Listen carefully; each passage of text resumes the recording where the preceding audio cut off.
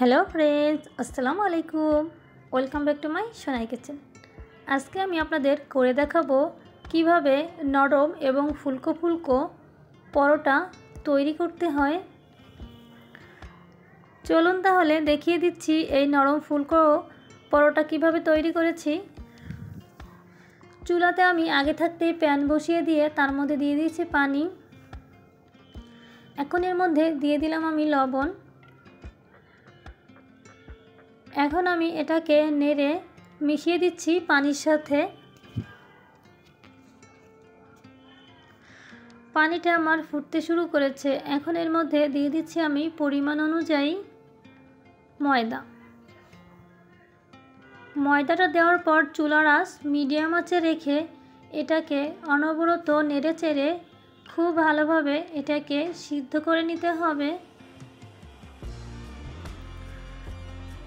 ময়দাটা খুব পারফেক্টভাবে সিদ্ধ হলেই রুটিটা পরোটাটাও হবে সুন্দর নরম। ময়দাটা আমার সিদ্ধ হয়ে গিয়েছে। এখন আমি নামিয়ে নিয়ে এটাকে মথে সফট করে নিব। মথে নিয়ে আমি এভাবে ছোট ছোট লেচি কেটে নিয়েছি।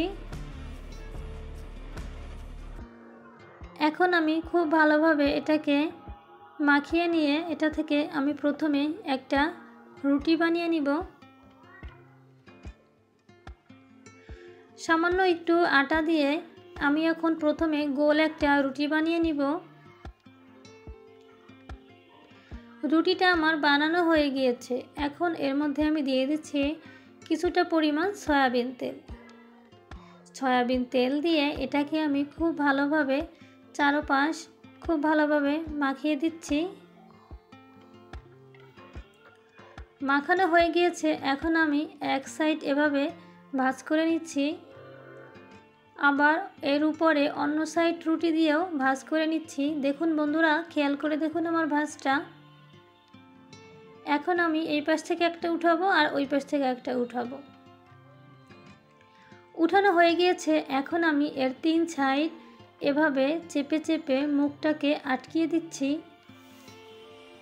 আটকিয়ে না দিলে রুটিটা বেলার সময় আমার তেলটা বেরিয়ে যেতে পারে। সেজন্য আমি খুব ভালোভাবে আঙুলের সাহায্যে এভাবে চেপে চেপে বন্ধ করে দিচ্ছি।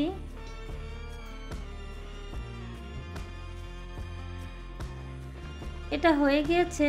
এখন আমি এর উপর কিছুটা পরিমাণ ময়দা দিয়ে আলতোভাবে এটাকে আমি বেলে নিব চারপাশ আস্তে আস্তে করে। এটা যেন আমার চৌকো থাকে। দেখুন বন্ধুরা, আমার একটা পরোটা বেলা হয়ে গিয়েছে। আমি এভাবে করে আরও একটা পরোটা আপনাদেরকে বেলে দেখাচ্ছি। দিয়ে দিচ্ছি সামান্য একটু তেল। প্রথমে বন্ধুরা আপনারা এভাবে একটা রুটি বানিয়ে নেবেন, তারপর এভাবে করে ভাঁজ দিয়ে দিয়ে তারপর তিন সাইড হাত দিয়ে এভাবে আঙুল দিয়ে চেপে চেপে বন্ধ করে দিবেন। তারপর সামান্য একটু ময়দা নিয়ে এটাকে বেলে নেবেন। দেখুন বন্ধুরা, আমার এটাও বেলা হয়ে গিয়েছে। এরকম করে আমি সবগুলোকে বেলে নিব। সবগুলো পরোটা আমি বেলে নিয়ে চলে এসেছি বন্ধুরা। দেখুন পরোটাগুলো আমার বেলা শেষ। এখন আমি এই পরোটাগুলোকে চুলাতে নিয়ে যাচ্ছি ভেজে নিব। প্রথমে চুলাতে আমি একটা তাওয়া বসিয়ে দিয়েছি। তাওয়াটা যখন গরম হয়ে গিয়েছে, এখন এর মধ্যে আমি পরোটাটাকে দিয়ে দিয়েছি। চারপাশ হালকা হালকা চেপে চেপে এভাবে প্রথমে আমি রুটির মতো করে দুই সাইড উল্টিয়ে পরোটাটাকে একটু ভেজে নিব। দুই সাইড হালকা ভাজা হয়ে গিয়েছে। এখন এটাকে আমি নামিয়ে নিব। গরম তাওয়াতে আমি আবারও আরেকটা পরোটা রুটির মতো করে দুই সাইড নেড়ে চেড়ে ভেজে নিব।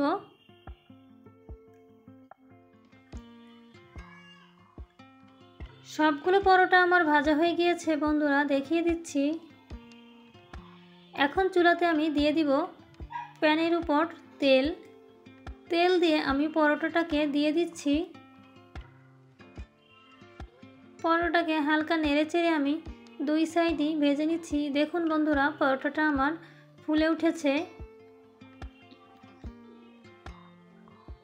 নেড়ে চেড়ে আমি পরোটাটাকে ভেজে নিয়েছি। এভাবে করে পরোটা ভাজলে আপনার তেলটাও কম লাগবে। প্রথমে রুটির মতো করে হালকা একটু ছেঁকে নেবেন, তারপর তেল দিয়ে এটাকে ভেজে নেবেন।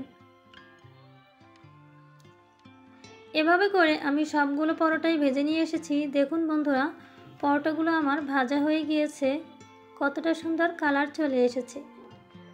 আপনারা বাড়িতে এভাবে পরোটা তৈরি করে খেতে পারেন। আর বন্ধুরা, যারা আমার ভিডিওটা দেখছেন এখনও একটা লাইক দেননি, প্লিজ একটা লাইক দিয়ে ভিডিওটার শেষ পর্যন্ত দেখে নিন। আমার ভিডিওটার কোনো অংশ ভালো লেগে থাকলে প্লিজ বন্ধুরা লাইক, কমেন্ট আর শেয়ার করবেন। আমার চ্যানেলে নতুন বন্ধু হয়ে থাকলে প্লিজ চ্যানেলটাকে সাবস্ক্রাইব করে বেল আইকন ক্লিক করে রাখবেন। দেখিয়ে দিচ্ছি বন্ধুরা, পরোটাটা আমার কতটা সুন্দর সফট হয়েছে। দেখুন কতটা সুন্দরভাবে ছিঁড়ে যাচ্ছে। পরোটাটা আসলে খুব গরম ছিল, সেই জন্য এটা ছিঁড়তে আমার একটু কষ্ট হচ্ছে। কতটা সুন্দরভাবে ছিঁড়ে ফেলেছি পরোটাটাকে। আমার চ্যানেলে নতুন বন্ধু হয়ে থাকলে আমার চ্যানেলটাকে সাবস্ক্রাইব করে পাশেই থাকবেন। আল্লাহ হাফেজ।